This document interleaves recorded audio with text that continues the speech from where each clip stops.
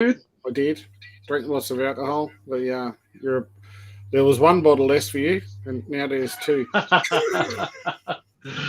Well, you're lucky your tally's only at 3, so you can afford to probably drink a couple more. Yeah. Just don't go over your limit. I need that 3. No, promise I won't drink too much at all. I've got the Kahlua on standby. I just got to get the Baileys, mate. Or it'll be one-sided mix for a while. I got plenty of Baileys. I got another 4 litres there. Or it's probably closer to 5. This fresh bottle just got cracked for this glass. fresh indulgence, eh? Inspired you. I'm like, I forgot how yummy that stuff tastes. It's quite easy to drink. Not bad. Why can't I see your stream to your page, Daz? What have you done? I can see it. Morelia by design. Yeah. What can I offer you? Yeah, I can't see it. You sure you're streaming to it? Mm-hmm. Just come up on my page saying live now. Oh, yeah. Yeah, just some shit up above it. Here we go. I found it. Don't worry about me, mate. I'm just keyboard illiterate. Hard to find good help. But I just spilled half a drink in the keyboard before the show, so maybe the keyboard's the problem. It's just a little splash went in. I don't think it'll harm it too much. What could happen? Yeah, not too much. So what do we got on the menu tonight, mate? So tonight we have this little clutch here. Sits a jagged pepper paired with a silver pepper. So hopefully we should see some silver peppers and some pepper jags in there. Hopefully. Bred before? This girl a freshie or? Which girl is this one? No, I think she bred last year. Yep. Before, yeah. Same pairing. Yep, same pairing. So that photo I put up of the pepper jag came from these two. Yeah, nice. Very nice. Very nice one. So I think, did we cut that one last? Is this the one we did cut live last year? Looking for pepper jags? Remember we did one. Might have been. I can't remember. Was it? There was one of them I remember doing pepper jags. Yeah, because we hadn't hatched any before. Didn't know what I was looking for. So it might have been the clutch actually. Yeah, I remember we were looking at jags and then looking for solid eyes, and a year later we've got a bit more idea of what we're looking for. Yeah, I reckon. So got a few people in the house. Charlie Deeb, as always, he must just wait there. Like I reckon he stalks 8:30, just sits there counting down the seconds. Click, first in as always. Yeah, Chris Brown, how are you, Chris? All right. Matt Loveridge coming in from YouTube, mate. That'd be your YouTube because YouTube still hates me. Piece of shit. Peter, g'day, Peter. Always in from the mountains. Yeah. Evening from Mackay, Michael, via holidaying at Bribby Island. Well, I don't know where that is, but it sounds a whole lot better than where I am in Penrith right now. I reckon. So this is another one of those beautiful clutches, where we talk about eggs going off. You can see the one in the picture down the bottom. I'm just in last day because no one wants to look at our heads. Go big. Go big. Hello. We'll go home. So, and these were 2 others that were in the clutch. Doink. Oh, beautiful. So they were all actually attached to the eggs. So I left these ones here, down the bottom here, you can see. So these are actually still attached. So take them off here. The moral of the story? Yep. Just leave your eggs alone.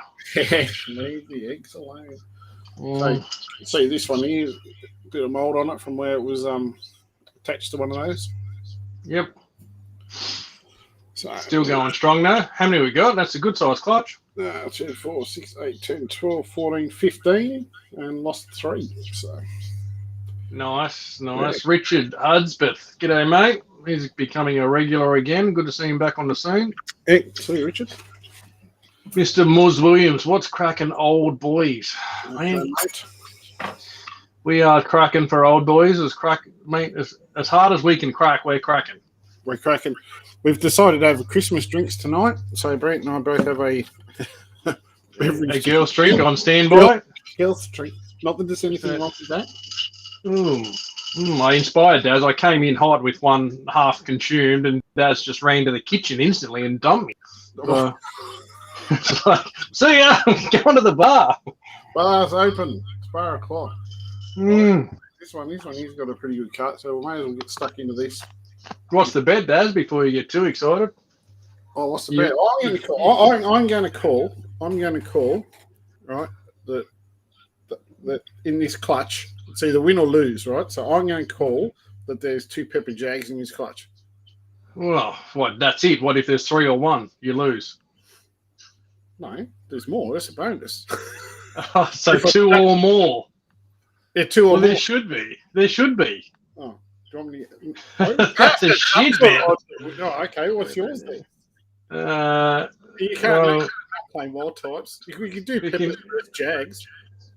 You go Jags. All right. Just Peppers to just Jags, though. No other Jeans? No other Jeans. Just Peppers. Just Jags. Okay. Lock it in, Eddie. Yep, lock it in. Both are Peppers versus Jags. No wild types. No Pepper Jags. Just Peppers versus Jags. Yep, Peppers versus Jags. All right, Team Jag. You're three down for the update, so we'll see how we go after. All right, and I'll give you the courtesy of picking which egg you want me to cut open first. Oh, mate, I just go with that one you're with, mate. That's just get it off with a wild type or something. No way. There's a Jag in that. Looks very dark. No, they're all probably going to be pretty dark, I'm guessing. Ledger Chapman, g'day, mate. Braden, g'day, mate. Yes, best of luck, Daz. And cheers to you, mate. Everyone's having a cheers tonight. Nick, g'day, mate. That's not a pepper. You cheated already? Oh, no, it's not. No, look, you see the... It's just a wildie? Okay, the eyes look very dark from what I can see. Yeah, no, it's just the... let's move that. So. Just one of our favourite wildies. It is. It's got a very funky pattern, though. So I just move an egg here so I can get this bit of paper go across. Wild Roberts, g'day, mate.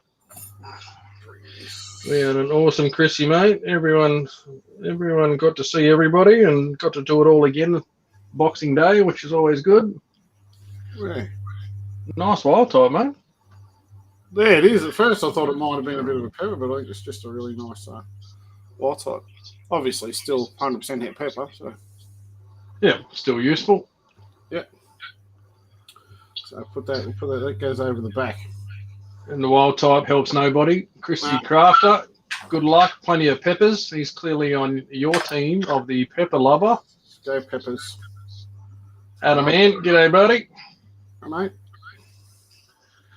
And Dennis, hope you guys had a great Xmas. Yep, everyone had a good Christmas, mate. It's another Christmas kind of trying to stay away from the public world as it's all turning to shit out there, apparently.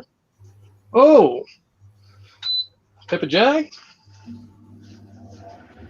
Might not help either of us, but that's a cracker, whatever it is. Yeah. No, normal eyes. It's a Jag. Oh, bingo! The Jaguar. 1 up. I'm off to a loss already. I am writing this on my score sheet. Jaguar 1. Yeah, you're right on your score sheet. Mate, that's got a heavy Murray influence in it, hadn't it? I thought that was right up Pepper Jag alley. Yeah, there's that typical blue head I keep talking about. Yep. Yeah, definitely. It's very, very silvery eye. Wow, very nice. Nice Jaguar, though. Oh, very nice. Welcome on board. Put that over on the B side. That goes over on the B side. Oh well, your call. Let's just let's even these eggs up a little bit so we can go that stinky looking one top right, second in that you said that looks like it went under a waterfall. Did towards the end as the eggs start to get ready to hatch, they shrivel up. So this one shriveled up and got a bit of water drip and just sat in it and created that. So it's on Brent before. So little crater. Little crater. Mr. Yort Bowman of Bowman Baseball Cards wants to know how you keep the mold spreading to them all. If it's alive inside, it generally doesn't spread. Good eggs stay good. Yep. Bad eggs go bad from the inside out normally, not from mold coming on them from other eggs. So you can see here where it started to go off there. Yep. Certainly the water's had an effect on it, but yep. Happy, healthy hatchie. Carl, g'day, buddy. I was just chatting to Carl before the show about some feeding percentages. Feeding fun. Good to see you've got some food cracking out there, mate. And one that didn't want to play ball, but going well now. Under the camera, Daz, stop hogging it. What is it, mate? I think it might be a pepper jag. Very broken up. Yeah, I don't think it's an overly healthy one. Pretty wet still. Yeah. Tara Swanson, g'day. Looking forward to another one. Yeah, we had a couple of days off. I think it might be Survivor. Daz had a couple pop through Christmas. I had a couple through Christmas that we didn't quite get to live with a lot of the family travel and commitments as it happens. Yep.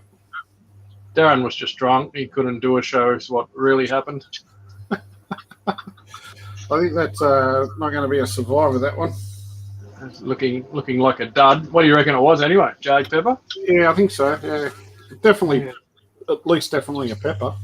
Does it? Shame. Right.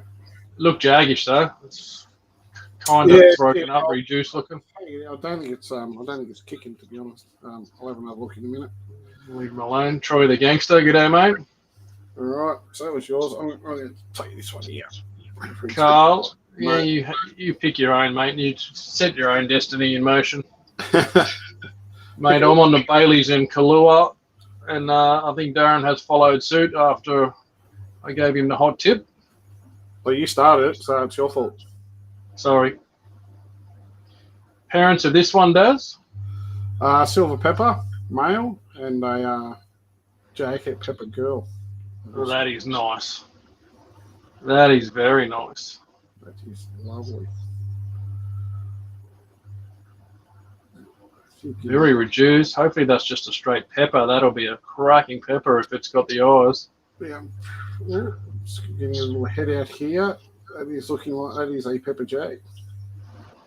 Oh, it's very light. I was hoping it was going to be those really reduced peppers that you pop out here and there. Yeah. Yep, definitely pepper jag by that head. Yeah. And it's very nice. It's very similar to that one I posted a photo of. That's beautiful. Can't quite get the lightness in the head there. Very exploded pattern, isn't it? Yeah, very cool. Very nice. So it's a no winner for anyone. It's a winner for me. That's a winner for the one who owns it. Yeah, that's right. Maybe I should have added that into the deal. I get a pepper jag as well in the mix. We're going to have to do that before the end of the season. We're going to have to put a snake on the line from the clutch, I think, you and me. Oh, I'll have a drink to that. I like it. Chili Jim. G'day, guys. Hey. G'day, Mr. Chili. Adam, what happened to the T Plus clutch you were going to cut? Well, I did cut it myself with my daughter last night. So no live show for that one. Sorry, buddy. But it was a double head T Plus female to a T Plus POS head marble. And the T Plus did not prove out to be a POS head, but there's some beautiful T Pluses in there all the same. Piper did enjoy cutting a couple of clutches with me last night, which is always nice to do with the family. So, yeah, I did a couple myself. Just having a little break over a couple of days. Just looks like a wild type in there. You're doing this one yourself because we can't see shit. Oh, there you go, mate. Thanks, mate. Appreciate it. Share with us. Let me just angle change. Angle change. That way I might be able to sit under the light. Now you're cracking. Yeah, it's another Wildy. Pepper Wildy. Yep. Not helping either of us, but Wildy all the same. Yep. Wildy head pepper, mate. Head pepper's still Still a good toy to have in the lineup. Definitely. Josh Marshall, g'day mate, never too late. We're chasing some Pepper Jags and Peppers tonight. Oh, Mr. Bahagia, Marty. the beautiful Marty man. I need to give him a buzz back too. Slack. Yeah. When Marty's got 3 hours spare, he'll answer too. Thanks, Marty, for not sending me any more nudes lately. It's been very good. Jaguar. Another Jag. Straight Jaguar. Yeah, straight Jag. I'm going too Bingo. far. There we go. That's number 2 for the Jaguar team. Very nice. You must have insights into these eggs, I reckon. Mate, you picked it. I had no say in it. You gave me what you wanted. So if you want to keep giving me bottles of Baileys, that's fine by me. Let's see if we can change the odds.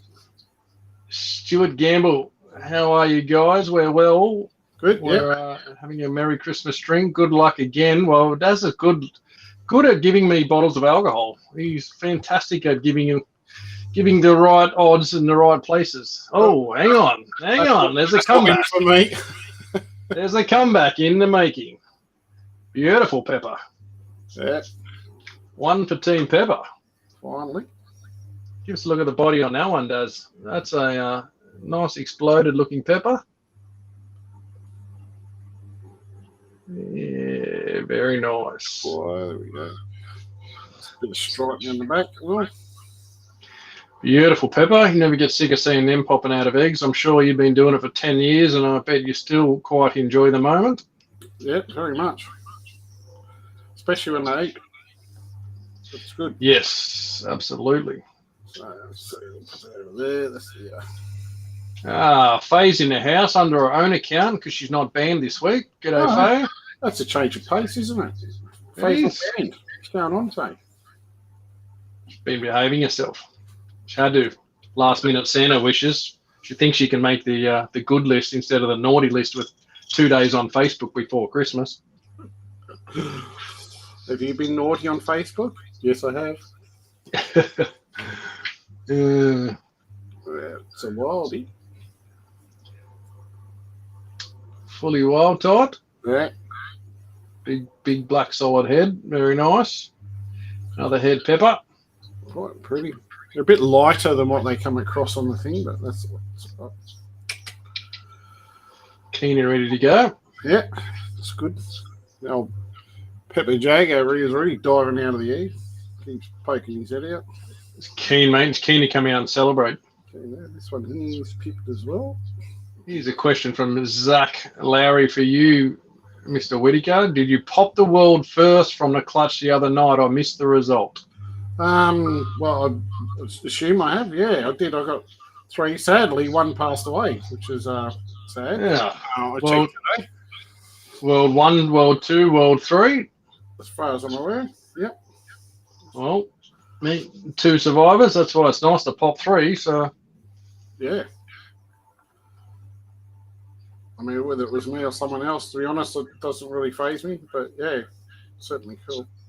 it's always nice, mate. Very rare to see world first. People don't quite realise how special they are. Most people will never see one in their life, sadly. So bloody fantastic effort pulling out those all in one clutch. Yeah, and this is a pepper. If I can. It's a nice light one too. Yep, yeah. Straight pepper. Yeah, I'm just trying. I just got a glimpse of his head then. It's buried right down here in the middle. And suddenly we're back to 2-2, mate. You're off to a little lead and you pulled it straight back on him. Yeah, it does not too. Oops, there's your head. Where's those eyes? There we go. The magic black. It might be a bit hard to see.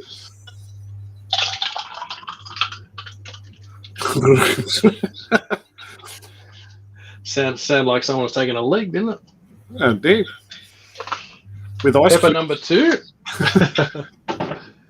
Pepper the second. Good too. Oh, look out. I might be able to drink another one of those bottles. Back to two. Kurt Jaspers, g'day, mate. Okay. Mr. Tanks by Congo in the house. G'day, mate. Amy Nicole, it is Pepper time. He's pulling him out of his butt from everywhere right now. What's going to be? Egg number, whatever. Don't say another Pepper, please. Oh, okay. I'll find another egg then. Stop it. How do you get these streaks going where you just pull them one after the other? That's a Pepper Jag anyway, mate. You're dreaming. I think you might be right.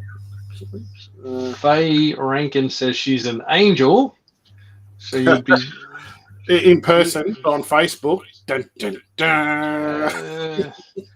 I don't know. I'll defend Faye there. I think Faye's too honest on Facebook and tells people exactly what the truth is, and Facebook's just not ready for the truth quite often. Yeah. People get butthurt. Sadly.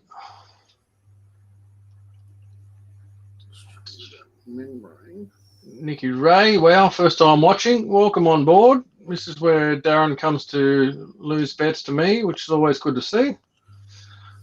Sure, I think. And also, we cut some snakes occasionally, and hope to see some cool hatchies. Camera Daz, come on, bro. Sorry, I think this one's deformed. Oh, So it's the null and void. Yeah, I think, or is it? Oh, yeah, there we see a little bit of deformity there. The tail. Yep. Bit of that curled up, bubbly looking. Yep. Not cool. It's still alive, so it could just be the tail. Not the greatest result though, sadly. No, I don't know where his head's hiding. How many days did these cook for, Daz? When was this hatch? These were laid on the 3rd of the 11th. So, not too far, 3rd of the 11th, 3rd of the 12th, 3rd, so probably, what's today's date? Yeah, probably 27. Yeah, from the 3rd of the 11th. The money. Yep, so they're probably about right on time. Nice. David thinks both the Peppers will be female, which will probably suit Darren just fine. More females, the better. So just trying to, might come back and have a look. Yeah, this one's definitely got issue, but got to realise deformities happen in everything. It doesn't necessarily come solely from mutations. You can get it in wild types just as regularly. It's just the way it goes. Nope. Some of the most extreme deformities I have come from were in Bredley clutches. Pure Bredleys of all things. Yep. Can't leave that alone. I'm pretty sure that is a Pepper Jag. But, oh yes. I'll have a look later. Just add it to the Pepper Jag tally. No problem. yeah. Well, that's useless to anybody anyway. But yeah, David was saying for the world first. Yeah, mate. I don't think you'd be too upset, even if they were both female. They're cracking snake to have in the lineup, regardless of sex. Yeah, definitely. And small deformities, Daz, how do you find most of them go with, depending on a deformity, I suppose, but some can live with it, some can't. Yeah, it depends on what it is. You know, and the level of deformity. If it's a tiny little, curly tail, it's not really going to make any effect at all on the animal. But you know, then you have one like the other night. I actually had some photos, which if I remember to post. Remember that one that we cut that was all fused together? Yep. Did it come out? It actually came out of an egg. Wow. But it was almost like a Z shape stitched together. So we've got a head and then a body section in a Z shape, and it was all like molded together. Wow. But I'm using my phone. No chance of coming apart. It was fully formed that way. Yeah, it was. I mean, it died. It managed to, I don't know how it managed to get out of the egg, but it was out and it was dead, sadly, which I knew how it was going to end anyway. Yep. Probably saved you the unpleasant task of completing that mission for it. Yeah. Sadly not meant to live. I mean, this clutch I had last year was all perfect. You know, nothing wrong at all. So it's just one of those things. Yeah, it just happens, mate. Yeah. Good. Jasper's got his first jag clutch due in 6 days. Got a few on to go up there, mate. He'll have hatchies everywhere, and he'll be loving getting all those things feeding shortly. Yeah, a little wild type in here. Nice wildie. Bit of a wet one, that one. Yeah. Shiny. Straight wild. Yeah. Straight wild. There's his little head. Joshy Marshall, does cutting the egg help the snake with hatching? Yeah, 100%. If they don't get an egg tooth or they break it off while trying to cut out of the egg, then they die.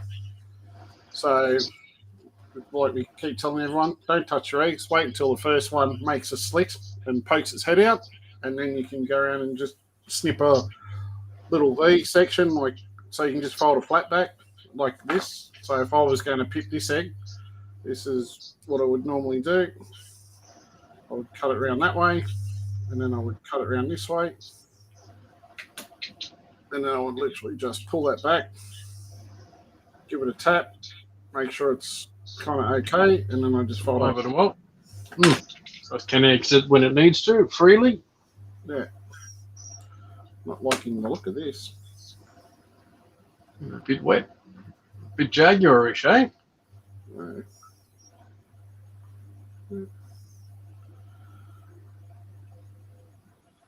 Straight jaguar. I cannot tell. I think he's necked himself. Got tangled up in there, has he? Still alive though, as you can see. So he's still there. His head's down there, but his umbilicus is like wrapped up around here. So I kind of don't want to play too much. So much. Nope, I still didn't make it any better. Cannot see his head. It's buried down there. Well buried, very wet. So still wet, and that cord not in a greater spot. Not a great scenario there. Needs some more time in the egg, maybe. Yeah, we'll leave it there for a sec, and we'll come back and have another look. So, check those two out. 3 to go. 3 to go. Yep, David saying he knows what I mean about feeding now. So far, 2 from 14 with his little spotters he's got over there. All the fun.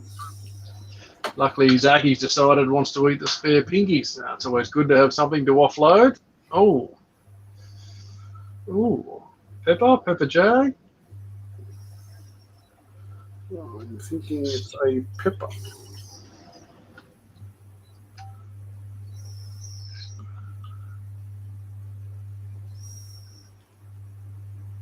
Very wet. Yeah, I was going to say, the last couple have been fairly wet for a few that were really sucked in and ready. Yeah, I'm not sure why, but Another day or two won't hurt them sitting in the incubator. well, there we go. There's a head.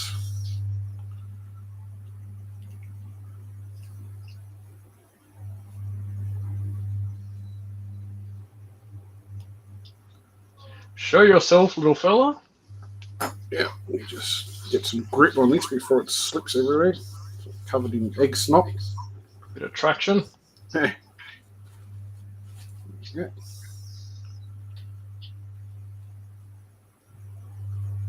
And that would be, I'm pretty sure that's just a pepper. In and out. That was a head flash. Yeah. Oh. He's like backs in, comes out, backs in. We'll call it a pepper. Yeah, I think it's a pepper. There's a good bit of a flash of the head there. It doesn't look jagged. You'll see better than us. Yeah. Lovely looking pepper. Very nice. Very cool. Heaps of variation. Where's your head, bro?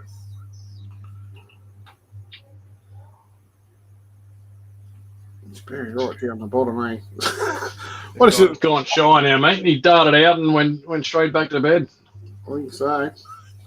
I'm gonna try a different method with this one. All my snake's heads seem to be down the bottom. Half time change ends. I'm going to turn it over and cut it on the bottom. See what happens. Risky. Well, you've snuck ahead, mate. You're 3-2. Peppers versus Jags. Got to win at some point in time.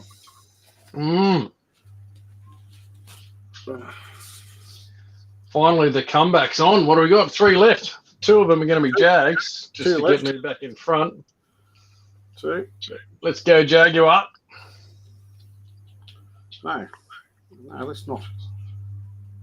Let's go. Ledger's got a question, but you'll need to PM Dazza at Morelia by Design or Darren Whittaker to talk about money things. Yep, that's a Pepper Jag.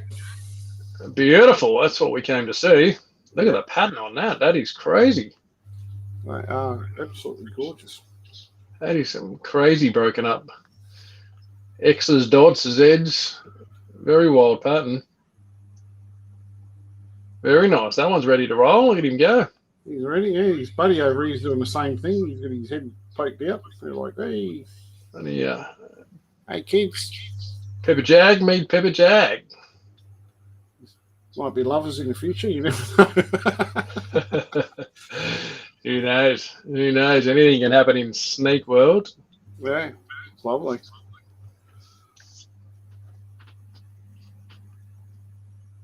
Very nice. Cool. That's 3 of them. Odds have been pretty good for those. Yeah, I was going to say they've been quite strong. Yep. So let's see what this is. 2 to go. Oh. Man, gonna need them both to be. We popped this one before, so this is the last egg. This is it. Wow, I need a Jaguar to square it up. Wow, I've never been this far beyond. One down with 1 to go. Make sure I'm here, so you can all see. Oh, it's not looking good for you. Bring the pepper. Be good odds if it's a pepper. It's looking good. Pepper to me. There's a little head. He's poking himself out there. Boink. Show yourself. Black eyes. Bingo. Very good odds on the peppers in this clutch. There you go. Outstanding. Very nice pepper. Number 4 pepper. Pepper's kicking butt. What, 4 peppers, 3 Pepper Jags? Yeah. Finally. I win something. Finally. No. Well, it's about right numbers for out of 15 eggs, though. Yeah. It's not too bad. It's good. You just dodged a lot of the less common, less desirable combos, I suppose you say. Yes. So which was this was the one. So that sorry, just trying to see what was what here for a second. Another pepper, maybe. This one. What was this one? That was the one we were looking at. It was twisted. Pepper, Jag, wild type. That, I think that might be dead in egg. Jag.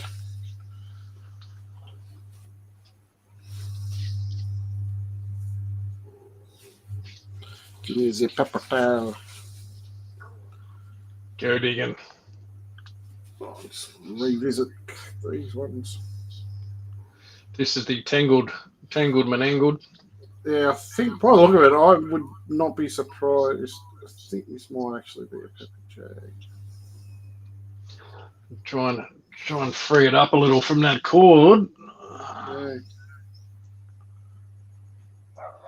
Not the greatest development, but it happens. They get himself twisted and turned around a little bit, and that cord gets in places that should not, and then they grow.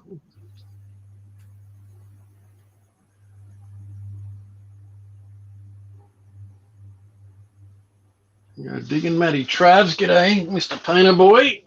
When's the Moonglow clutch? When is the Moonglow clutch? Due on the 1st. First will be 60 days anyway. To see if it actually comes on its own. So possible pepper jag, you think? Yeah, it's definitely a pepper. But well, it's definitely pepper in it. It's not a jag, so it's either a.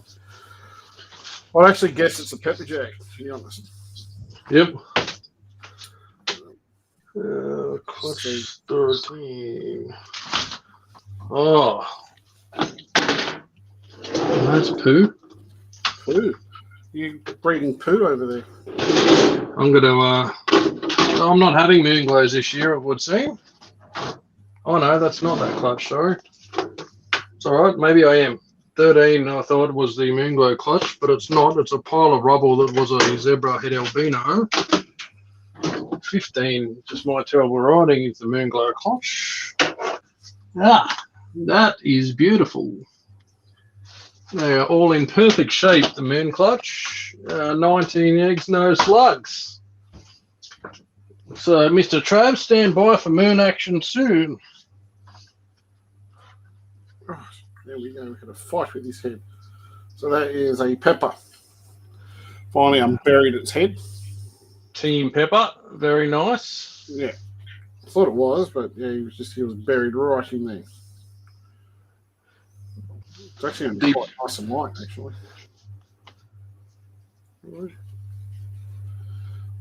Done well, mate. That looks like there's a few nice peppers in there.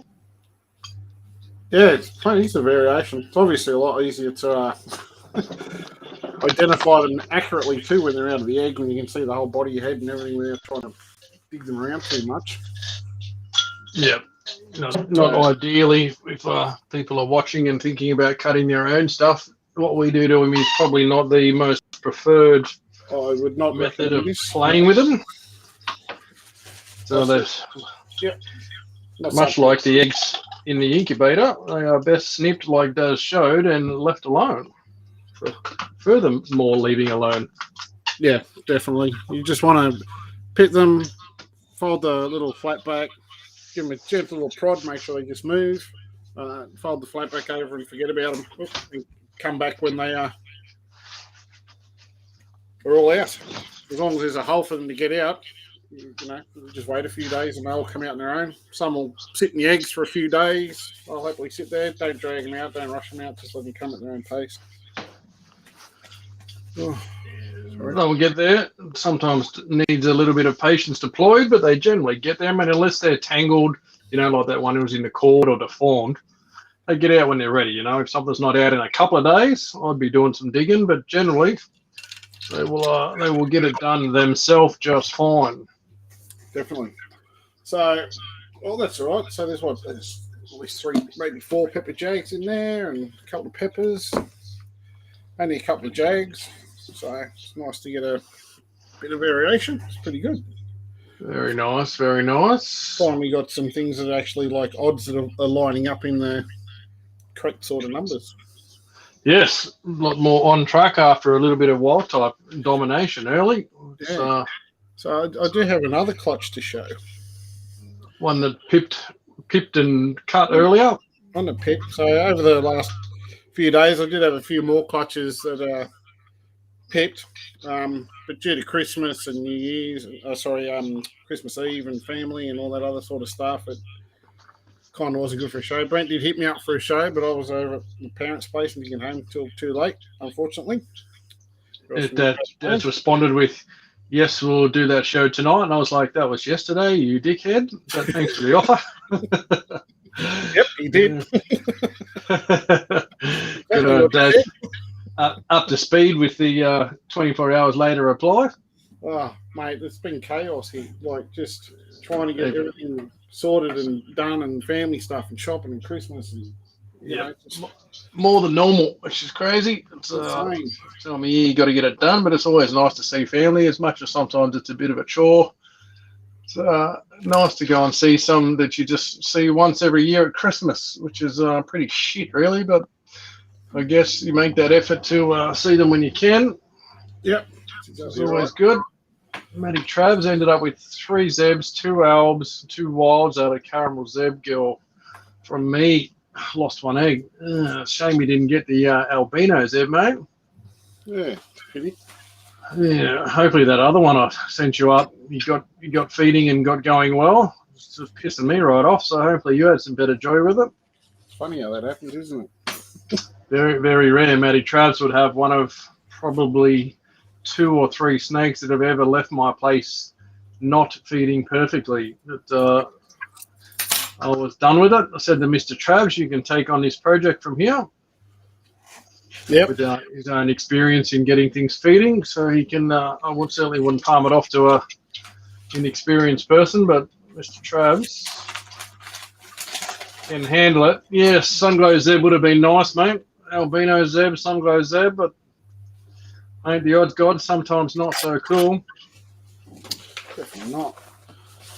Brett Moy says, when are you going to show the After First Shed show? Oh, we should do that. I'll just pile a whole heap of.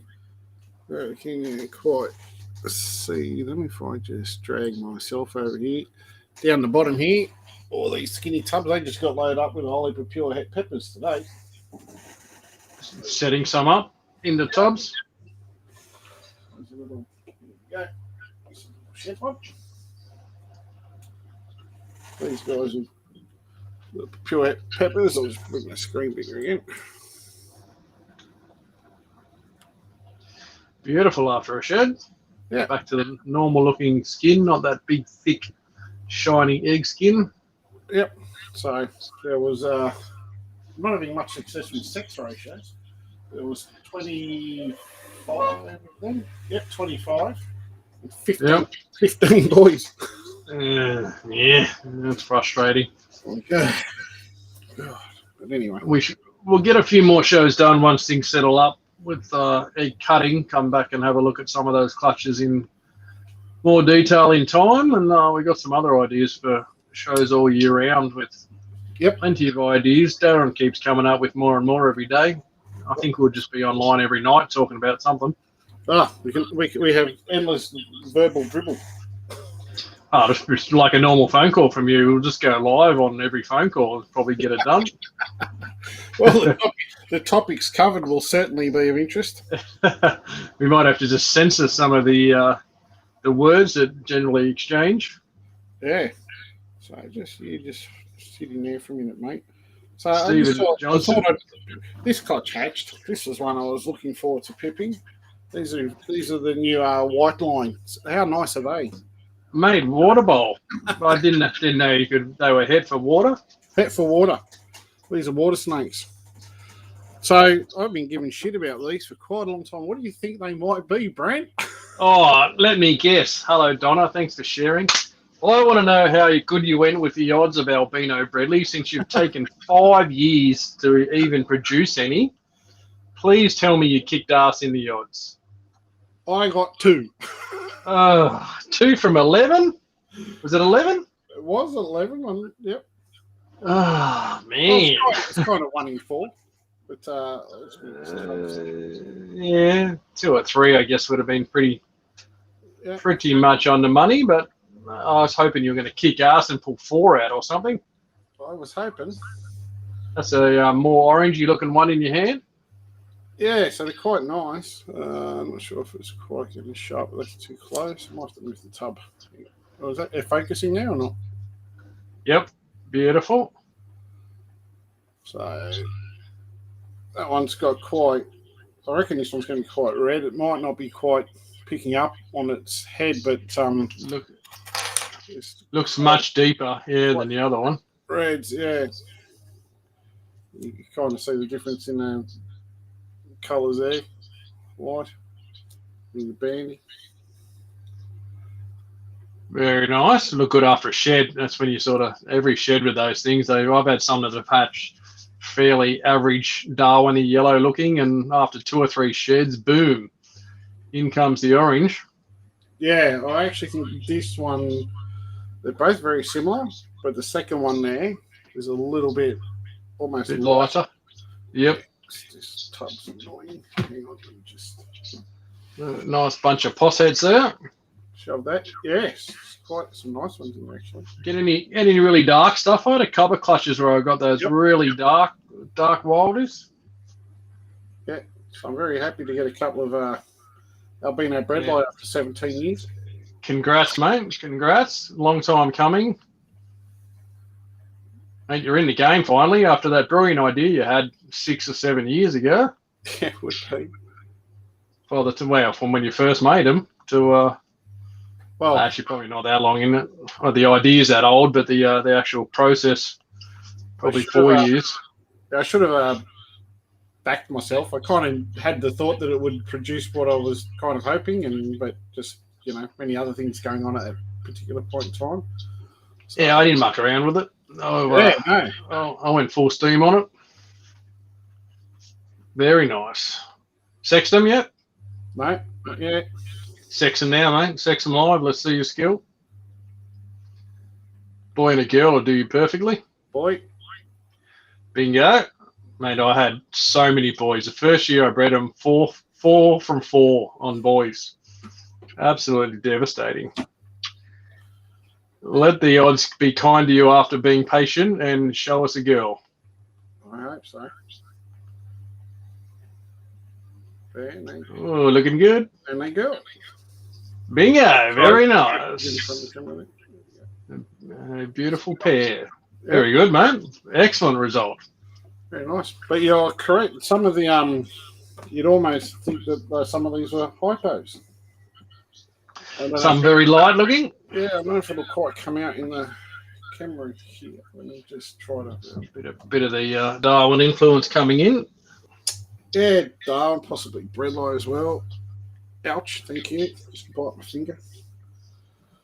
So couple of them ready to feed already. So you can see there. You see, like, one here is quite really light. Dark one on the edge there, the right side. This one here wants to eat my face off. Yep. Quite dark, like this guy. It was quite dark. So, yeah, quite some. I mean, it's just polygenics between Darwin and Bredli, but. Yep. Poss head albinos. So. Yep, I got that real dark one coming up shortly, actually, a couple of weeks for that girl that was almost black with Poss head. It's a nice clutch this year to an albino male. Be interesting. Nice. I'll be fingers crossed she pulls the magic. I hope so. That'd be nice. So 9 possets in there, mate. Very nice. Hey, well done on the albinos. Good to see you in the game, mate. I didn't want to have to hold you up for another year. Finally, and a pair as well. Bonus. A pair. Beautiful result, mate. Beautiful result. I think this one is going to be quite nice. It's good to see the reds in his head. Or her I think when that one, that deep one, I think when that sheds, mate, you will be very happy with that one. Yeah, the other one you mean? The deeper red one, not that one that's poking out. The one that's going to be a bit deeper in colour. Yeah, so quite happy. I thought I should share that one. Yep. Finally, the stigma can leave me. Finally, I can't give you shit about albino Bredli anymore, eh? Yeah, I'll just give you shit about anything Bredli. I can just tell you that my albino Bredli are breeding. That'll be the next chapter you'll have to endure. Certainly when we cut that clutch up, surely I'll be like, this is from a male albino Bredli sired this clutch, mate. How's how many did yours sire this year from the egg? Probably more than yours. I got one done, a little shit. Didn't get the other 2 done. Yeah. At least I have a pair, so I'll be able to make all albinos. Yes. But I'll need some Bredli. Do you know anyone that's breeding any of those? I got 1 or 2 eggs here somewhere. Because they'll be my. I'll send you some over to replace those dinosaurs you got. The big old girls. Hey, lovely big girls. They are beautiful snakes. Stephen Johnson, did you hear about Tom Crutchfield's place getting broken into? I'm sure everyone heard about that. What, you didn't hear it, Daz? Mate, I have had my head in my butt and haven't been on social media much at all, just due to being so tied up with Christmas. So I didn't get to hear it all. So, no, that's terrible. Yeah, dude, he lost a couple of animals and they... Tommy knew who it was fairly quickly. They actually got one of the animals back not so long after, and they're on the track of another. I'm pretty sure they know where it is. Just trying to work with authorities to get it back. Yep. So, as it happens in the reptile world, not much goes unnoticed when things like that pop up for sale. Stuff that Tommy's got is not your everyday stuff, so fairly easy to identify. Yeah, Tommy knows plenty of people too, so Yep. it's terrible. Well, hopefully he gets them back. Yeah, not cool. You've been there yourself. Nothing worse than people thinking it's okay to come and take someone else's hard work and steal their animals. Yeah, definitely. The theft, scum of scum. Not cool. That's it. Yeah. So Joshy Marshall questioned my blackhead. His house next to my Jag and always looks at him like food. That's because he is food to him. Would my Jag be afraid? Oh, the Jag's probably sick of him knocking on the wall. But I think he'll be okay. But if you can house them separate, probably wouldn't hurt. But yeah, I've got blackheads next to carpets, and they do fine, mate, unless they're right there that they can get a scent and movement on them. I don't think it's going to cause too much of an issue. No, separate. I mean, if you're overly worried, just stick a bit of paper on the outside of whatever they're in, just so it blocks their vision to each other. But it's not going to make any difference, you know. Yep. Matty, Travs, bring on some guests so we don't have to look at your mugs. It didn't put ugly in front of mugs for some reason. Yeah. It's weird, but yes, mate, certainly plans on that. We'll go and talk to a couple of different people and go to people's houses and check out some collections, big and small, all sorts of different stuff. We may even go to Mr. Trav's place for a weekend trip and drink alcohol and tell him how shit his Parramatta Eels are for the night. I thought you were going to say something else, like his collection or something, was it? Yes, that's a bit harsh. Wait till the Roosters are playing the Eels one night, and I'll come up there in all my gear and get on the cans for the night. Cans? I mean the Baileys and milk. In the jugs of Baileys and milk. I mean jugs. That's what you're talking about. Faye says congratulations, does it? Thanks, Faye. Thank you. Yes, it's been a very busy time. I think I've shoved about 100 hatchies in the racks today. Catch up time. Oh, trying to. Never ends. Joys of feeding. So waiting for things to shed. They're all starting to shed now. So now starting to move them all out. So. Yep, I did a couple of clutches earlier. Set up, sexed, tagged. It's it's a fun part of the process. Anthony missed the start. He should go back. It'll reload, mate. It'll see Dave bash out a bunch of peppers and pepper jags. Yeah, and win. Yes. And win a bottle back, hey? Back to two. Back to two, mate. Woof. Suddenly you're enraged. You can drink that one all tonight and probably crack another tonight, mate, and not even be worried about. Mate, it's bringing back memories when I needed to get drunk fast. Drink this up. Scull it down. Absolutely. Did you use a normal or hypo Bredley on those from your albino Bredley clutch desert? Normal, mate. So the original pairing was pure albino Darwin and just a pure classic Bredley. And they certainly make some cracking babies. So Brent can attest to that with obviously absolutely same line there. So and we've seen what the hypo tends to make them lighter and brighter, as hypo does for most things, and they look pissy yellow. So yeah, I had a few people say. So finish saying, Brett. Sorry, mate, go on. No, I was just saying, you said years ago, I mean, a lot of people asked you about that. Why didn't you use a hypo, Bradley? And you always said, wild type, darker animal, deeper red is going to make better albinos. And maybe before anyone had hatched one, you were right on the money.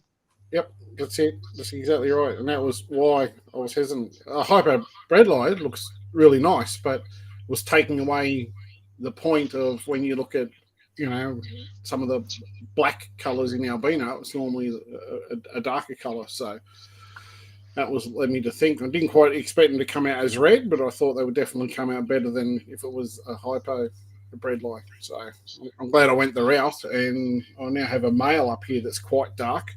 I'll have to check to see if he was the dad of this clutch, to be honest. He may have, because there's a couple of quite dark ones in there. But yeah, I mean, obviously the next goal from here is to try to get back to increase the Bredley percentage. So 75 percenters will be the next goal. Yep.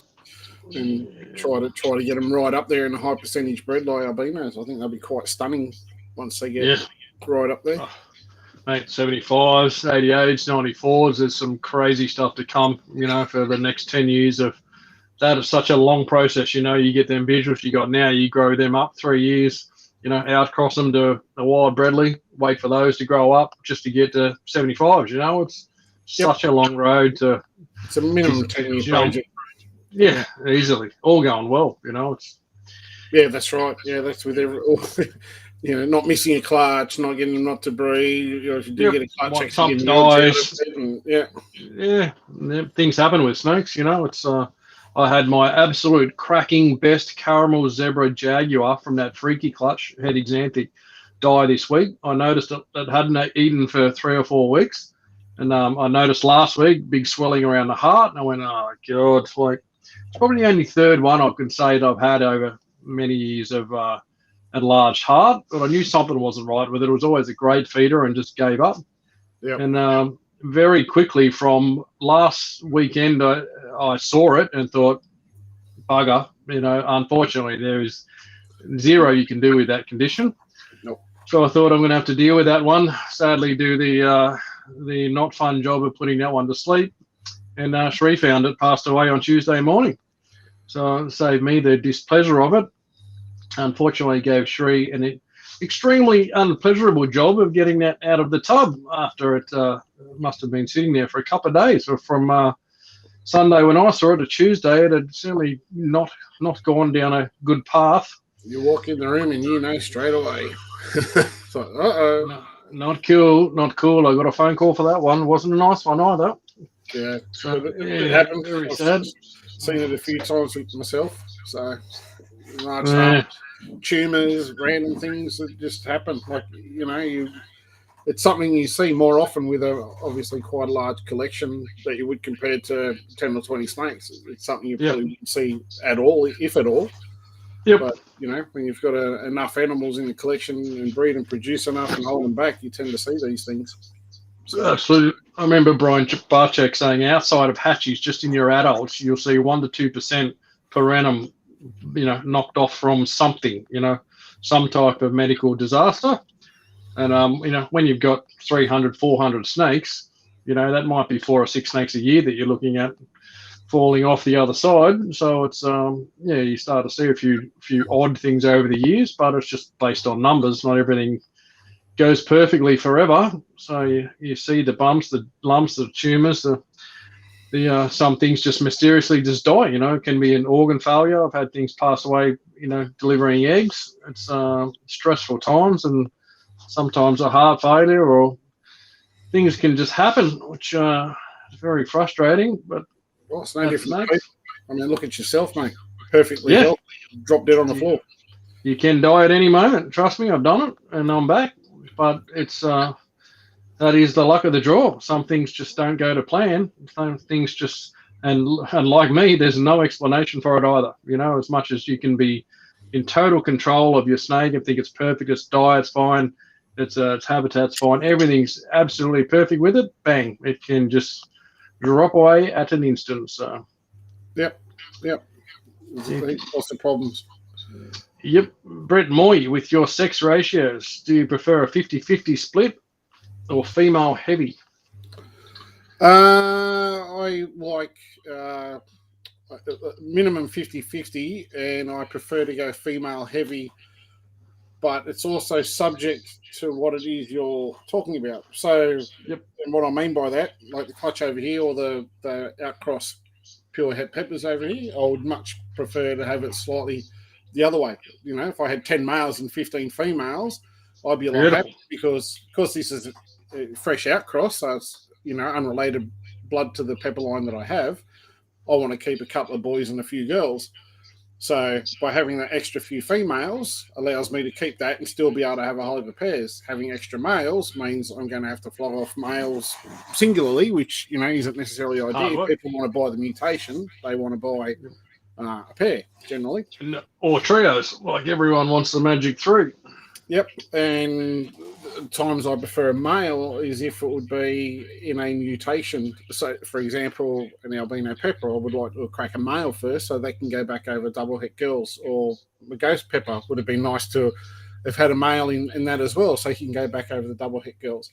So it just depends. Generally, yeah, always I prefer to have a few extra females, but if it's a new mutation that I'm trying to get, having the boy and having that visible mutation being able to put back over to double het girls or the likes, that would be my preference first time round.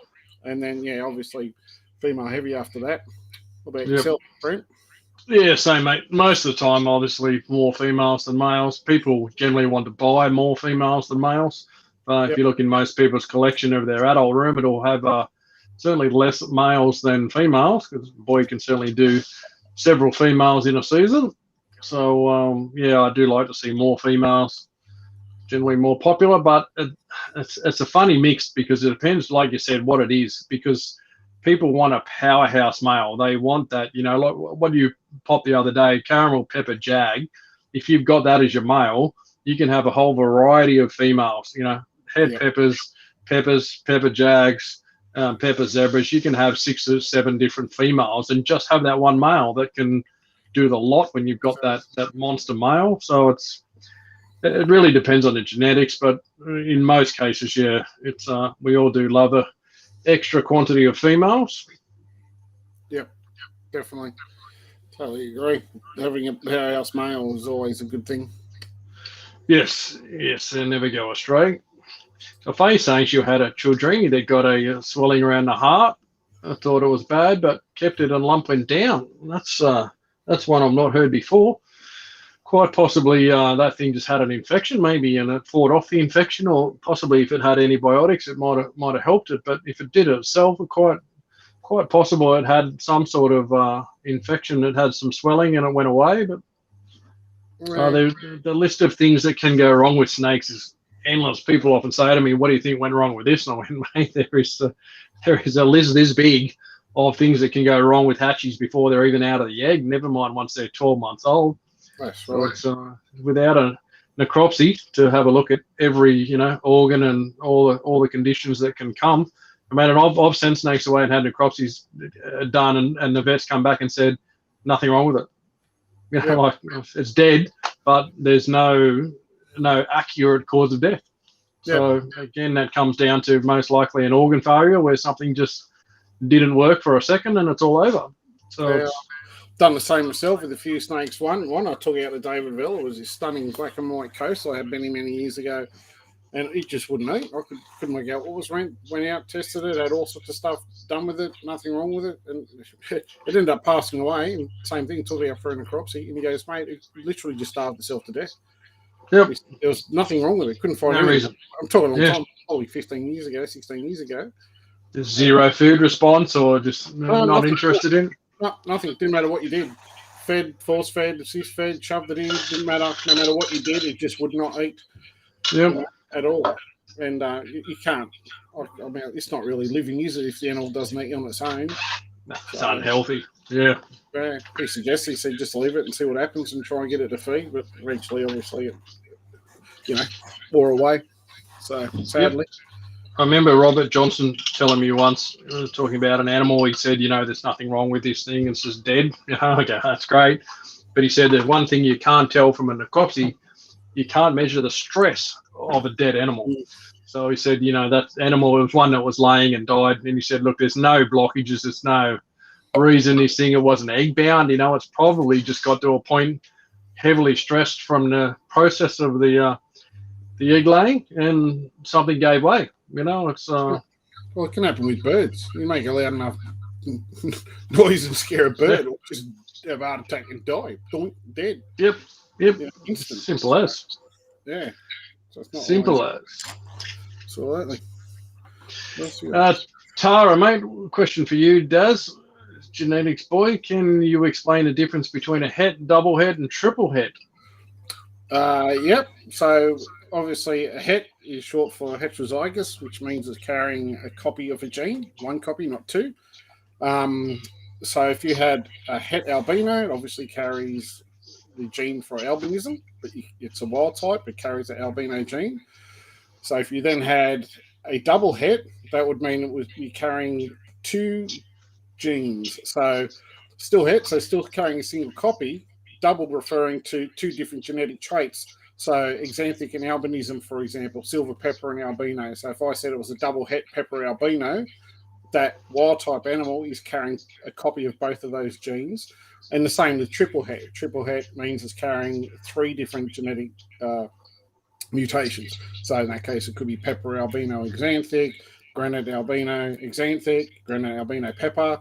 So it's 3. And that's, in a nutshell, the simple version of what it means. So it just means the different, it relates to the different genes that it's carrying. So 1, 2, or 3 different genetic variations or mutations.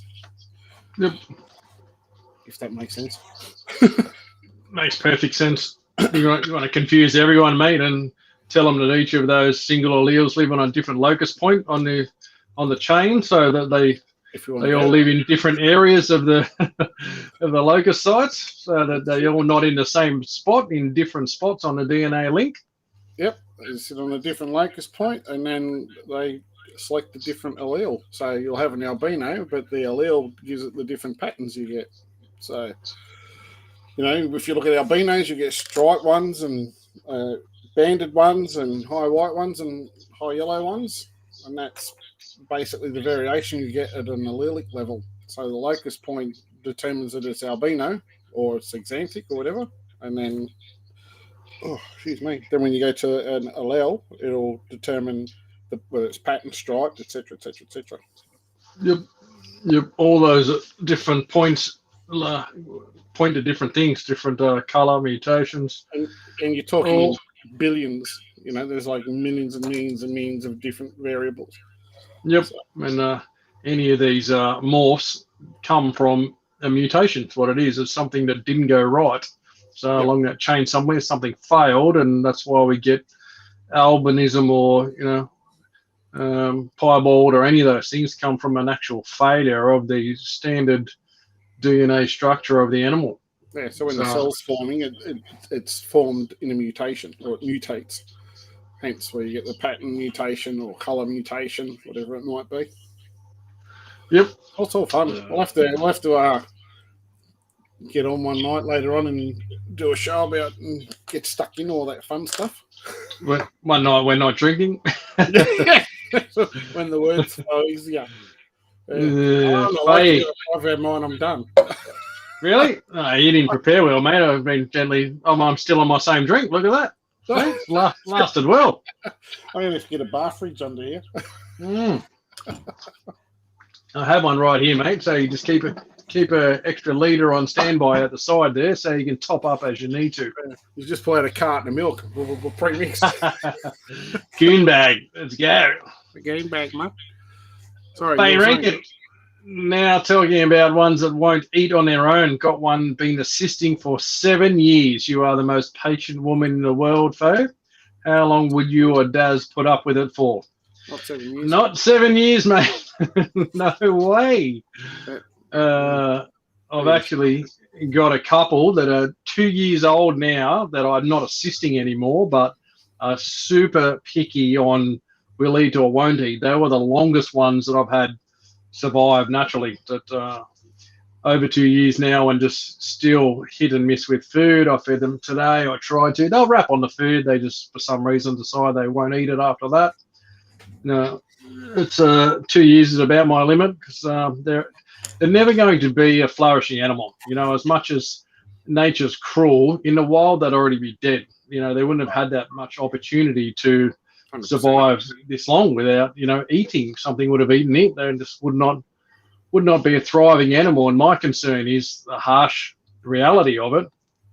Keeping these things alive and then breeding from them, are we making more of the same problematic animals? Are those hatchies then going to, some percentage of them, be poor feeders or not strong animals? So it's kind of a thing you sometimes have to make a harsh call on. After 2 years of them not feeding well, they're probably never going to feed well. 7 years, Faye, you're a goddamn angel, as always. Always being someone super patient with your ants that far more patient than me with their little shits. So me too. Don't you worry. Yeah. Faye's saying she's never bred it, and I wonder if an animal, that you're still assist feeding would ever breed that well anyway. I wouldn't think it'd be a super healthy animal, but I don't know. No, I think you need to make a call. I know I do after a certain period of time, depending on the animal. 12 months at most. If I can't get something feeding on its own by 12 months, then generally I'll tap it on the head and freeze it, because you can't. How do you sell it if it's something you're going to sell? How do you sell it and hope that it does well eventually for whoever else buys it? And how much longer is it going to feed? And I 100% agree with Brent that I think if you have something that's not feeding and it's not doing well, it's always going to be a problem. I don't think it's good. I made the same decision to knock a silver pepper, one of the very first ones ever hatched, because it had a defective epiglottis. So, I think there's got to be a line drawn. I mean, in saying that, I do have stuff that I've persisted with. And once I've got it feeding, it's absolutely just demolished food. Like, absolutely just powers along. But you got to draw a line in the sand at where you call it quits. I think time, effort, and getting them going. So certainly about 12 months is my limit, and that's subject to whatever it is. Yeah, absolutely. I mean, Faye's super patient. She said it's her first marble, and she's never bred it. So, I mean, that's part of being a responsible breeder. Whatever you breed, you're responsible for. So, if you're happy there 7 years assist feeding that animal, then so be it. That's you doing a fantastic job of looking after your own backyard, so to speak. So good on you for that. There's others that don't quite have that level of patience. Yeah. So, I suppose the question then got to ask yourself, you're prepared to force feed it for another 7? Yeah, for zero outcome. But, mate, if you're happy just to keep that animal alive and well and it's a pet, I guess at some point if you could get the thing feeding well enough that you could, it's not about the money, but if you gift it to someone, is it, as long as it's going to be a healthy animal and they're not going to have issues with it forever, then, you always find a home for a snake. There's no problem with that. But yeah, definitely. It's, you've done well for 7 years, Faye. Good on you. Gold star. Absolutely. So, Robert, so if you only go for mutation in pigment, why do the physical abnormalities appear, like the lung tissue problem in Lucy's? Some of the mutations come on more than one locus point. So I guess whatever's tied to, if you look at those Lucy's where you got super jag, whatever is linked to those alleles lining up for super jag also causes the lack of lung tissue. So people are always talking about we can outcross things and improve things, and that's certainly true. In some things we've seen, where that. I think like with the albino max, we've seen that albino gene there, and we've outcrossed it to other things. The albino gene's passed on, but the abnormalities that were stuck in that small DNA pool, the albino gene passed on with the outcrossing, but you could get some animals without those problems so much. But I think when you're talking about super jags, whatever it is that causes the super jag when those alleles come together, it is linked. It's on that same allele point as the lung tissue problem. So you can never have the jag gene or super jag gene on anywhere else without having those lung tissue problems. So they're stuck together. Whatever makes super jag makes the lung tissue problems. And it's the same with jag. Whatever makes the jag makes the neuro issues. So they're always there. People always say, I have jags with zero issues. There's a lot. I have some that have very limited. I would never say I've got a jag that's got absolutely 100% neuro-free. I can get jags that are near perfect, and you put food near them or breed them or stress them in a certain way, you'll get neuro. You'll see it. You'll see in the way they move. You'll see in the way they react to things. So it's whatever is linked on that same site as the jag gene will give you neuro gene. So it's, unfortunately, some things are linked and you'll never be free from it, and no amount of outcrossing will fix it. Yep, that's right. Even you see sex-linked things, all sorts of stuff. There's gene-linked paradoxing in animals overseas where you can only get albinos with paradoxing. There's all sorts of stuff. So it's called linking. And there's different ways it's done, but they're basically locked together. When you get one, you get the other, whether you like it or not. And you have to prove it out. And there's obviously with Jags in particular, there's been tons and tons and tons and tons of work with them and outcross them and into new bloodlines and stuff all over the world. Right. Yep. It is what it is. Whereas things like the Albino Max, Albino Ollies with their eye problems and all that stuff in the past, they're outcrossed, and obviously they're able to strengthen the lines from doing that. And proves it can be done. So it just depends. Good question. It depends on the gene, but yeah, people have often asked about that and said, "Oh, someone's got to crack one day." I'm like, no one's ever cracking one day. It's no. You know, you look at that Jag gene; it's been passed out into every single morph around the world, in every single line.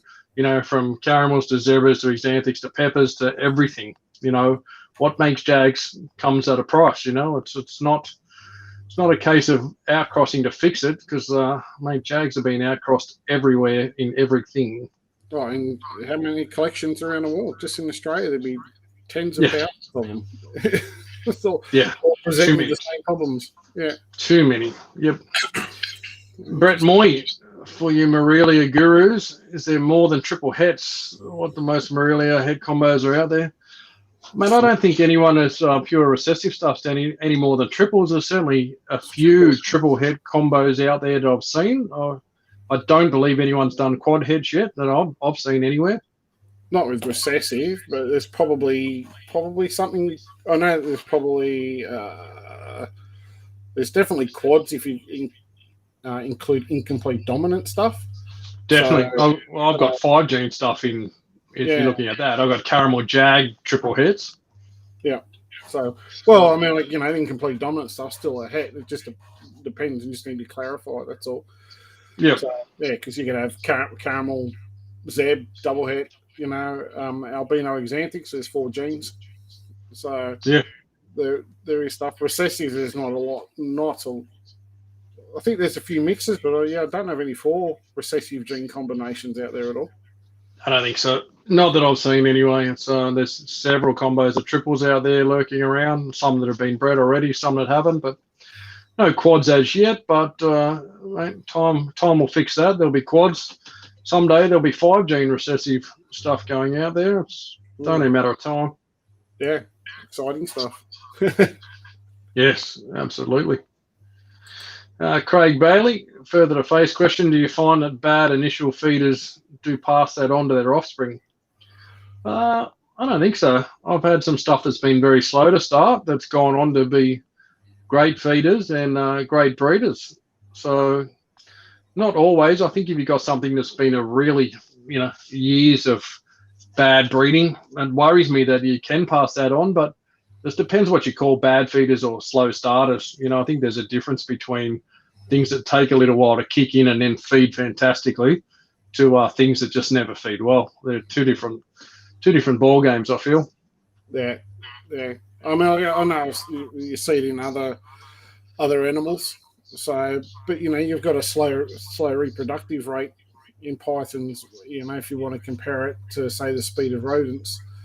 So, you can certainly, with rodents, because they reproduce at such a rapid rate, you can actually line breed them quite fast for specific traits, litter numbers, temperament, colour, quite rapidly. So, you get mums that don't, mother their litters very well. You get rid of them, and the pups as well, and you can change the way things work. So, yep. Yeah, I think you could do it with snakes, whether you'd actually notice it, because you'd be talking probably decades of work. And I suppose an example to that is when you look at, go back to when I went over to the States to Brian Barczyk's, the way they fed a lot of their colubrids, mate, they just put defrosted pinkies in and just walked along. That was how they got them feeding. Drop them in and leave them. Yeah. And they put it down to, they've been bred for so many generations, for decades and decades and decades, that they're just so well in tune that the ones that don't feed don't survive. It's as simple as that. It's a business over there. They get the opportunity to feed. If they don't eat, they die. End the story. So you only reproduce in the ones that feed, the natural feeding order, I suppose. And the ones that feed grow up, to become breeders, and their babies are better feeders, and they have very, very minimal problems with anything feeding. I mean, literally, defroster pinkies just opening a drawer, putting it in, and shutting the drawer, and just walking along. And that was how they just come over to it, go, "Oh, there's food, eat it straight away." It was mind blowing to watch how fast these things would eat their first feeds. Yep. I think, we sit there for hours trying to get one to feed. And they just dump and run. So, I mean, it's the same with the rats, like you said. People talk about lab rats and lab mice. All they are is inbreed over and over and over and over and over to get such a fine DNA pool that they're all just such a tight little DNA package, and they're all basic carbon copies of each other. There's no outcrossing. There's no new blood into those, lab lines ever. So for the simple fact that they keep all the best breeders, so they breed very well. There are no problematic animals in the collection. And when they want to do testing on them, they're all basically giving the same test results because they're almost a carbon copy of each other in the rat. They test 100 rats for reaction to something. You get 100 results. They're all fairly closely, very closely DNA, structured animals. So if you took 100 random rats, you're going to see some wild results, but you probably can't publish those results based on the fact that there's 100 different lines of rats that you've used to get the answers. So I mean, snakes are the same. People talk about, there's a question further up from Stephen, how many times do you breed related snakes before you introduce new blood? Well, that's another one. We've seen inbred lines for many, many, many generations, and I've certainly done it with Bredli. I've had Bredli that I took 2 totally unrelated animals, and I'm onto the 3rd generation of reduced pattern animals now.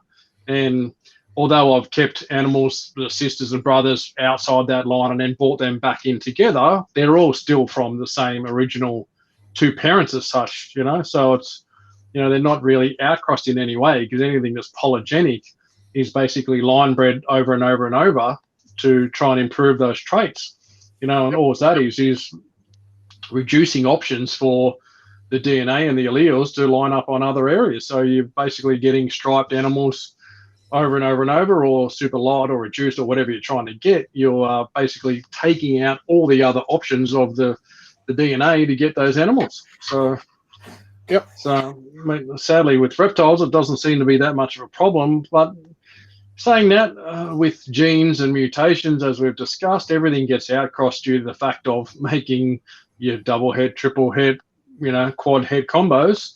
Any of those new things get certainly mixed into other things soon enough. So we're seeing, as much as we're creating more morphs in animals, you're also opening up that DNA pool and outcrossing as you go. Yeah, so you're going to see most of your inbreeding, so to speak, when you're line breeding for a specific polygenic trait. That's where most of it comes in. But failing that, most of it you're outcrossing. Yep. So as soon as you get an albino pepper, what are you going to do? You're going to outcross it into something else. Sure, you're going to have pepper blood in it, but you're going to bring another gene into it, which means you're then outcrossing it again, and so on and so forth. So, yep, it's fun, and it hasn't really been massive issues, I can say. For line bred animals. Bob Whitty line bred those Darwins for how long? 20 years. And what do you know? No issues with them. Just more Darwins. Yep. More nice white coloured Darwins. Joshy Marshall, I've been assisting my marble for 7 months. Man, mate. That's, no, 7 mouths. 7 mouths. Seven-headed snake. See, my auto brain correct fixed that. 7 mouths now. Hey, that's a lot of mouths to feed. Yeah, I reckon. You're doing well. I was just watching a video earlier of a 2-headed snake eating 2 mice at once. Yeah, 2 mice. Well, there's a bit of congestion in the neck area. I remember there was one at J Brewers. I saw a 2-headed thing, Thelma and Louise, and the guy there was telling me they have to feed them separate. You feed one head, let it get down before you feed the other head, so you don't get that traffic jam in the neck. It's a digestion problem. You wonder if one gets the shits because the other one says, "I ain't giving you." So I give it to me. Why does he always get it? Give me a bit of that. Yeah, it'd be painful. Man, I'm glad that they're not lacies with 2 heads. Bloody hell, I have enough trouble trying to separate them when they're separate now. Never mind 2 heads that can get to each other. It'd be an all-out war. I reckon. This is. There we go. Mr. Townend, how are you, buddy? Anyone seen the blue-eyed Lucy from Alex Leith? If it's still alive, any theories about the blue eyes? I don't know, mate. We did talk about that on the show when it first popped out. It'd be bloody fantastic to see something, but as we thought, zero updates. I would guess that it never got out of the egg and never got going, but we don't know. I'd love to see if someone cracked something new that worked, but yeah, because there was Jag in that, you probably find it was a carbon copy of itself, so to speak, and it produced a super Jag as such, polycystic Jag, and I'd say it died. Just as we talked about, it got two copies of that Jag gene, although there was only one Jag parent. It's very possible to get both copies of the Jag allele from one parent, so you're basically getting a super Jag in a normal, what should have been a normal Jag in the clutch. I've had it with zebras where you get super zebras from one parent, generally mutated and not in good ways due to the massive disaster of genetics that goes on board in the production of that animal. Yeah. But, a lot of stuff happens at a cellular level that we don't see or understand for us normal reptile herpetoculturists, so to speak. But you talk to the geneticist gurus, the guys that know what they're talking about, and they can go, "Oh, this has probably happened," and you can just go, "What? What did I just read?" You know, and there's some crazy stuff that can happen. But yeah, in this case, the simplicity of it would be a carbon copy of itself. It's just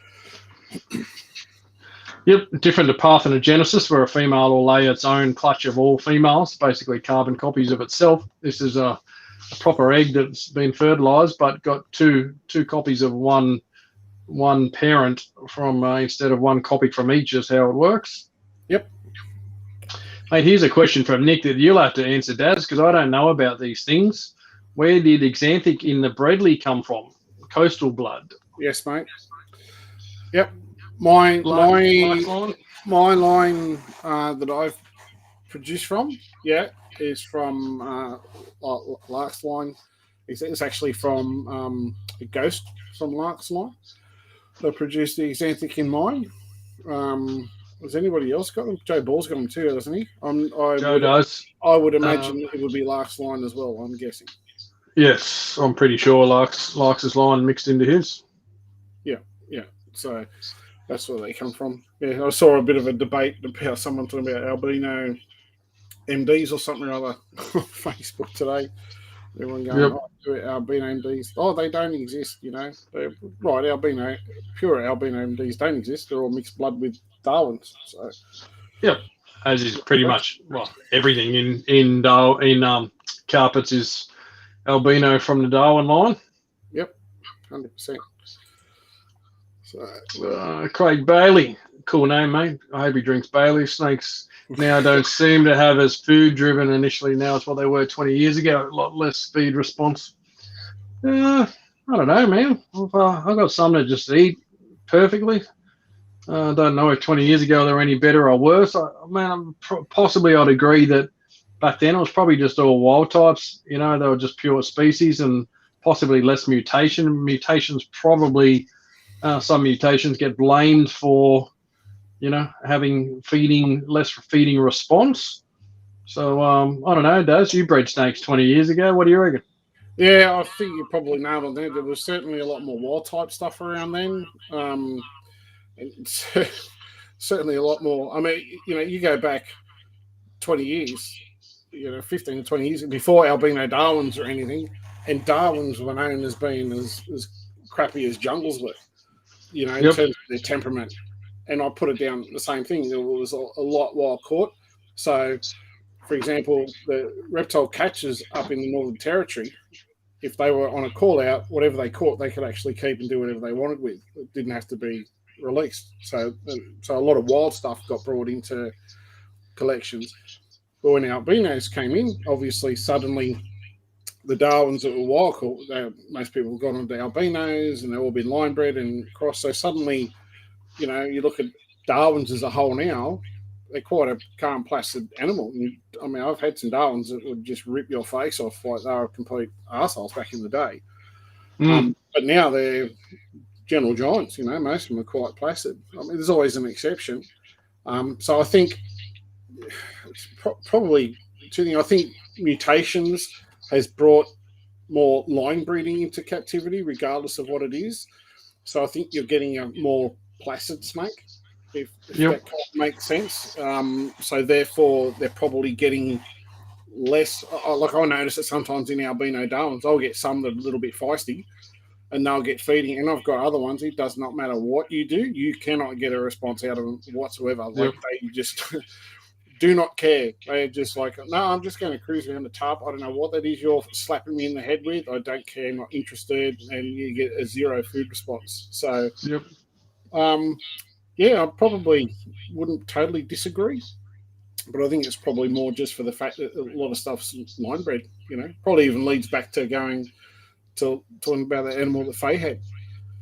You know, force feeding for 7 years, or 6 feeding for 7 years. You know, where's the feed response? And once again, that's a marble. So, you know, something's being a genetic animal.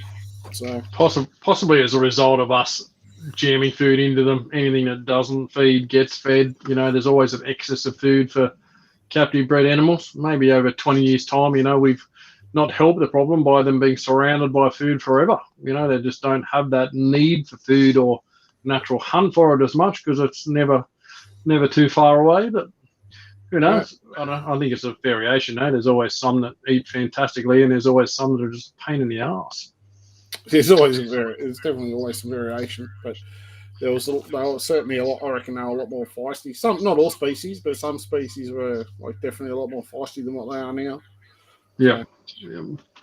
Yeah, Kurt Lively, mate, you're spot on the money there. I didn't forget about old Kurt Walker's line of pure coastal Alps. It's still out there. We've talked about it before. There's always been a bit of a shroud of darkness, I guess you could say, over the line. I hope it is a pure line. I wish someone would just breed one to an albino Darwin, and if they all come out as double heads, mate, it's in the bag. It's got to be a different albino line when it's on a different allele. It can't be the same thing. So whether it's been done and hidden or not done, I know Kurt was not a fan of outcrossing anything, so he never would have done it, but other people have had them now. I wish someone would get hold of that, or some animals from that project, and do some real work and show the results and be transparent in the results, you know, and tell us all how it's going. It'd be fantastic to see. The animals are absolutely stunning. I mean, how good would it be to see pure, you know, snows and pure moonglows, you know, all that stuff's possible if you can prove that it is a pure coastal line. Yeah, whether there's a huge monetary value in them as opposed to, you know, Darwin albinos or whatever, I don't know, but it would certainly be nice to see them pure, like a nice pure 9-foot coastal. Yep. So, like you say, probably not the key to anything mind-blowing differently, but, you know, for the purists out there, they could certainly open up a new world of simple mutations of, you know, sun glows and snows, moon glows that are all pure coastal. It'd be nice to see. It'd just be nice to put an end to the, you know, mystery surrounding the project. Certainly would. Andrew Townsend, thanks, boys. We've always had me stumped. Yep, no worries, mate. It's your time. Probably one more from Stephen Johnson, mate, and I've got to go and refill. I'm running out of alcohol here. Have you guys had females with retained sperm before? What do you reckon, Dave? Not that I know of. I've not had. In saying that, like, I haven't had any, you know, clutches that I have been obvious. So, you know, for example, you pair albino and 2 albinos together next year, and then the following season you pair the albino female with an exanthic male and hatch a whole clutch of albinos, for example. So, obviously, in that sense, I've certainly not seen anything, and anything that's produced eggs I've had males with. So, I know it is something that is documented and known, but yeah, I personally have not had it nor seen it. How about you, Brent? No, I had a granite jag this year, actually, that I paired last year to something. It would have been something albino, probably albino granite or albino head granite. trying to prove her out because she was a Granite Jag post-head albino. Paired it last year, got nothing at all. This year, didn't pair it, just cut back on a few numbers earlier in the year.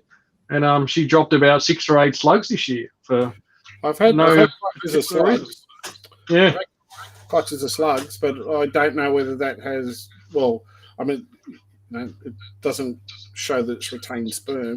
No, whether it was just slugs, no male available, or whether they were bad from last year.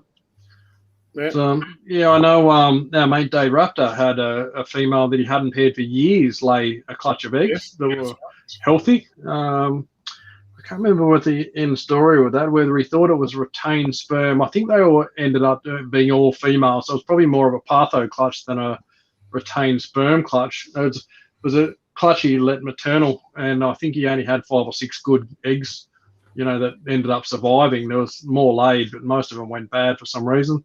But I'm pretty sure that ended up being a patho clutch, not a retained sperm clutch.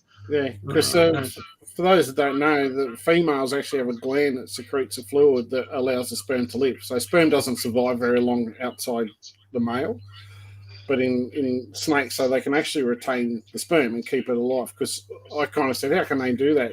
I didn't understand it, so I did some research on it, and that's how they do it. So they actually produce a chemical that keeps the sperm alive, so therefore that allows them to reproduce if they can't find a male the following season in times of hardship or whatever. So it's like a backup plan if something goes wrong.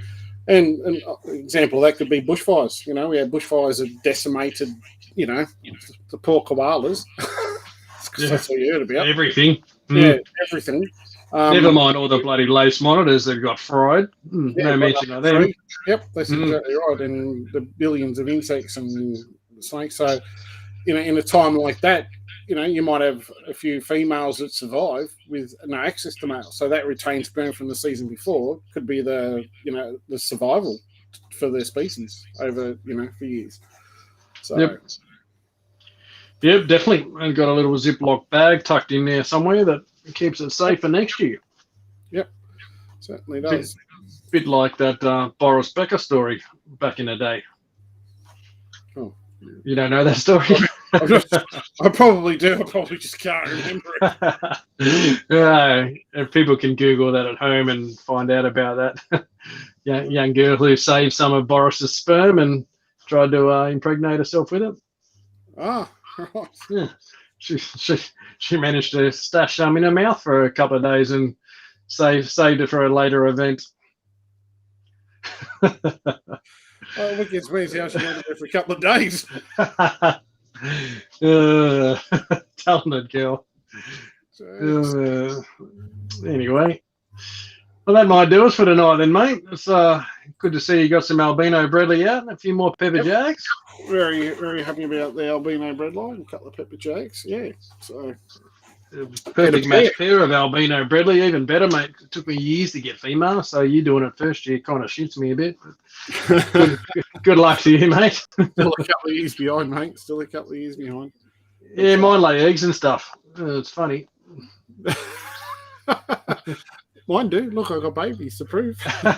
Look, there's eggs right beside them. Look at that. Look at that. Fancy that.